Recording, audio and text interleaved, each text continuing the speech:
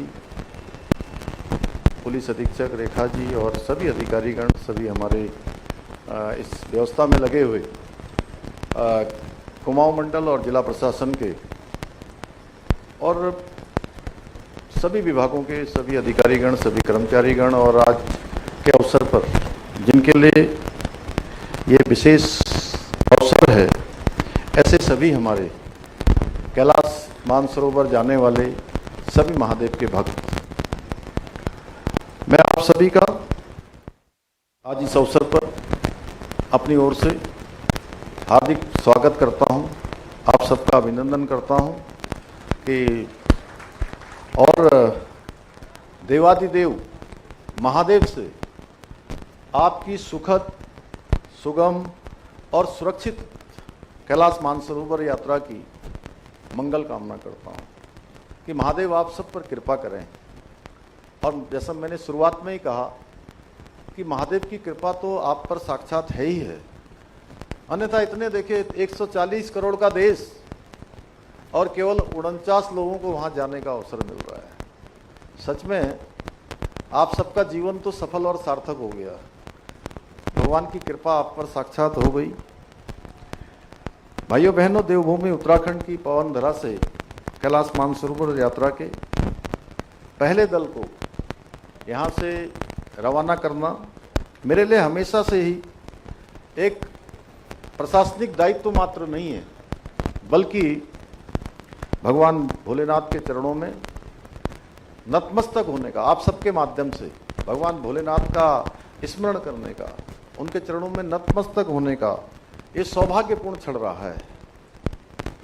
और इस कड़ी में आज का ये अवसर भी मेरे लिए गौरवशाली पल है। भाइयों बहनों, ये जो कैलाश मानसरोवर की यात्रा है, ये कोई साधारण यात्रा नहीं है और न ही ये पहाड़ों को लांघने का कोई उपक्रम है। अनिल जी अभी कह रहे थे कि मेरी भगवान से जो है सातवीं बार है ना, 7वीं बार जा रहे हैं, तो इनकी भगवान से ट्यूनिंग बन गई। हर हर महादेव। तो सच में ऐसी ट्यूनिंग सभी की बने। ये यात्रा तो आत्मा से परमात्मा के मिलन की यात्रा है, स्वयं को समष्टि में समाहित करने की यात्रा है, साथ ही आदि से अनंत के साक्षात्कार की यात्रा है। थोड़ी बहुत परेशानी आएगी, उस परेशानी को समाप्त कर देंगे। और परेशानी पता कब आएगी? जैसे ही आपका ध्यान इधर उधर होगा। क्यों नील जी, ऐसा ही है ना? क्योंकि थोड़ा बहुत मैं कभी ध्यान की प्रक्रिया में जाता हूँ, कभी ऐसे स्थानों पर जाता हूँ, तो मुझे इस बात का स्मरण होता है, जब हमने अपना सब कुछ तुझे समर्पित कर दिया, तो अब अच्छा हो, बुरा हो, परेशानी हो या जो भी होगा, उसकी जिम्मेदारी भी आपकी होगी। बस ऐसा मन से मान लीजिए, फिर देखिए भगवान शिव कैसे आपको फूल की तरह हल्का कर देते हैं और बिल्कुल रास्ता आसान कर देंगे। भाइयों बहनों, ये यात्रा हमारे सीमांत क्षेत्रों, हमारे उन गांवों के लिए भी एक नई संजीवनी लेकर आती है, जिन्हें आदरणीय प्रधानमंत्री जी ने देश का पहला गांव कहा। उस स्थान पर बहुत सारे हमारे सीमांत के क्षेत्र हैं जिनको पहले देश का अंतिम गांव कहा जाता था, और प्रधानमंत्री जी यहीं उत्तराखंड में आए थे। उत्तराखंड में एक गांव हमारा बद्रीनाथ के आगे माणा गांव, और उस माणा गांव से उन्होंने कहा कि ये माणा गांव अभी तक जिसको भारत का अंतिम गांव कहा जाता था, अब ये भारत का अंतिम गांव नहीं, ये भारत का पहला गांव होगा। तब से भारत के जितने भी सीमांत के गांव हैं, उन सभी गांवों को पहला गांव कहा गया। और जब आप इन गांवों से आप गुजरेंगे, पर्वतीय क्षेत्रों से गुजरेंगे, तो यहाँ के स्थानीय लोगों को उनकी आत्मीयता, सरलता, अपनापन निश्चित रूप से आपका हृदय जीत लेगा। मेरा आप लोगों से विशेष आग्रह है कि इन सीमांत क्षेत्रों में निवास करने वाले हमारे जनजाति समाज के लोग हैं, ट्राइबल्स ज़्यादा उन क्षेत्रों में रहते हैं। उस समाज की अपनी समृद्ध एक संस्कृति है, वहाँ के पौराणिक चीज़ें हैं, परंपराएं हैं, और उन सभी को उनकी जीवन पद्धति है, जीने का तरीका है, दिनचर्या है, रहने का तरीका है, कैसे कैसे उनका खान पान है, उस सभी को आपको निकट से जानने का एक अवसर भी मिलेगा। अगर आप जानेंगे तो अच्छा होगा, क्योंकि अब आप मेरी दृष्टि से मैं कहूँ तो अब आप केवल एक कैलाश मानसरोवर के यात्री नहीं हैं। मेरी दृष्टि से आप हमारे भारत की संस्कृति, देवभूमि की संस्कृति, हमारे जो सालों साल से चली आई समृद्ध सांस्कृतिक विरासत है, उन सभी के आप अब ब्रांड एम्बेसडर हैं। क्योंकि आप लोग जब लौट कर जाएंगे तो सच में आपके प्रति भी लोगों की श्रद्धा बढ़ जाएगी, लोगों को आपको देखने का भाव बदल जाएगा कि इनके ऊपर भगवान की विशेष कृपा है, ये वहां से दर्शन करके आए हैं।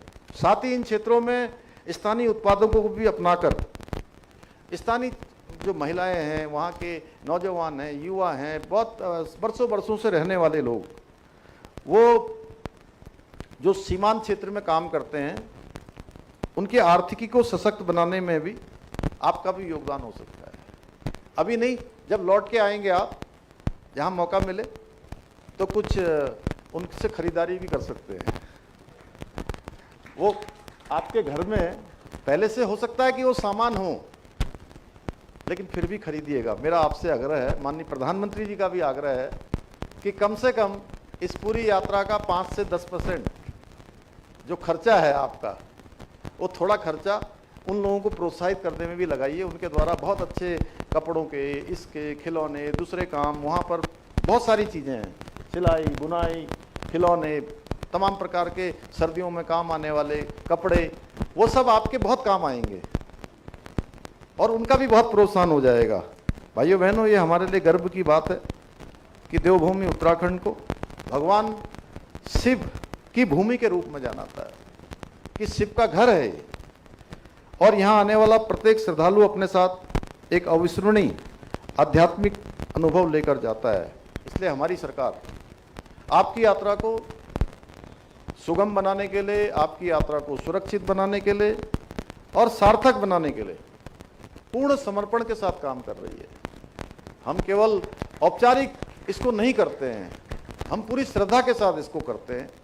मैं भी स्वयं लगातार इसका हिस्सा रहता हूँ, इसलिए हमारी, चाहे वो हमारे यहाँ पंजीकरण की व्यवस्था हो, स्वास्थ्य परीक्षण हो, सुरक्षा प्रबंधन हो, या आवास या भोजन की व्यवस्था हो, प्रत्येक स्तर पर हमने ये सुनिश्चित करने का प्रयास किया है कि आप लोगों को किसी भी प्रकार की कोई कठिनाई न हो।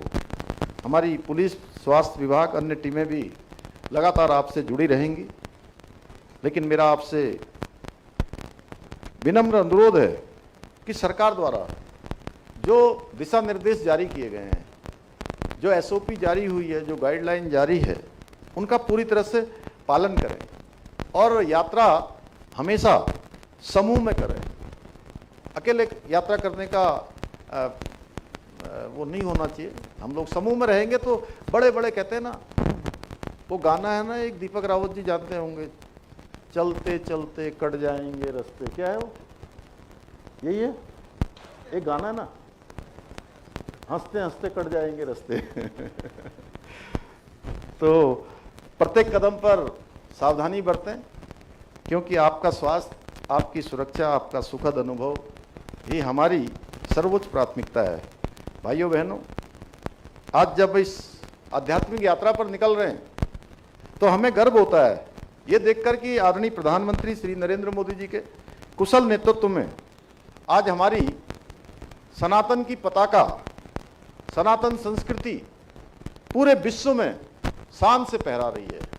और मैं कहूं कि इस सदियों बाद, मैं दशक की बात नहीं कर रहा हूं, मैं सदियों की बात कर रहा हूं, सदियों बाद सनातन का इस स्वर्ण काल फिर से आया है।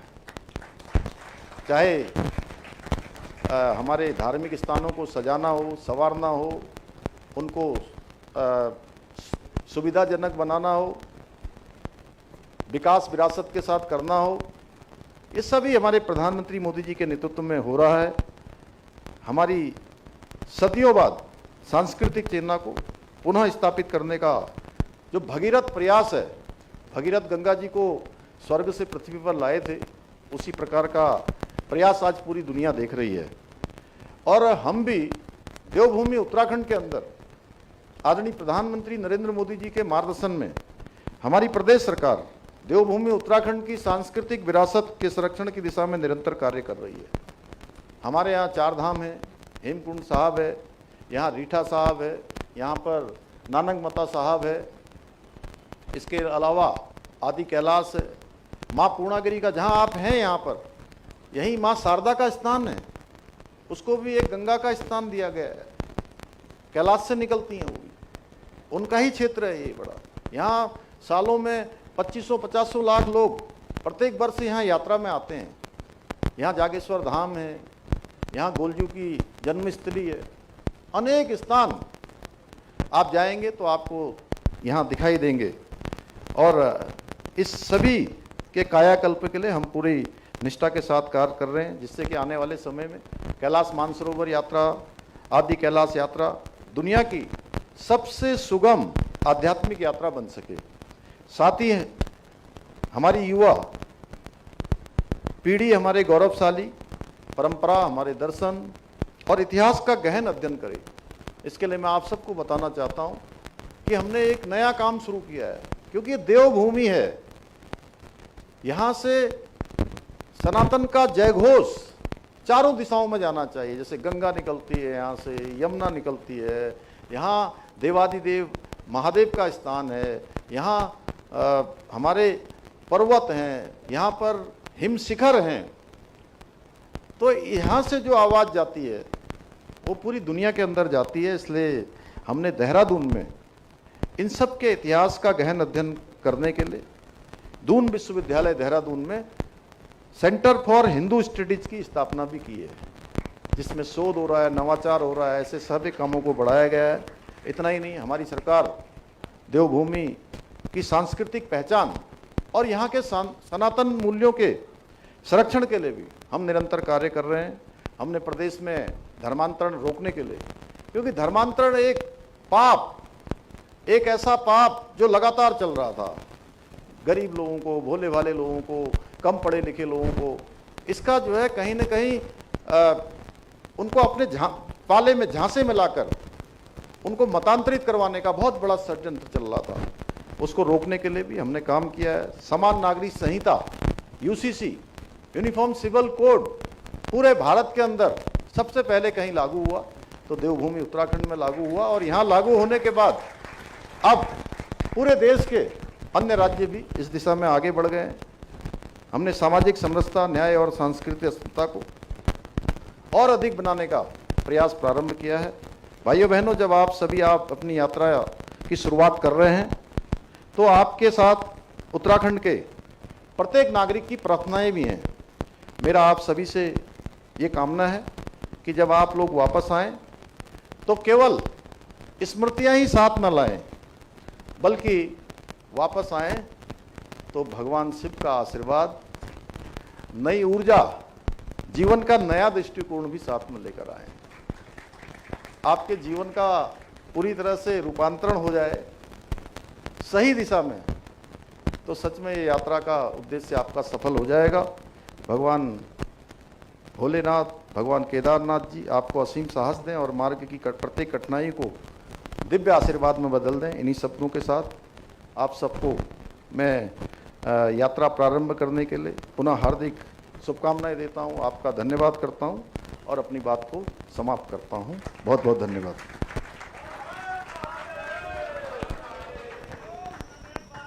धन्यवाद माननीय।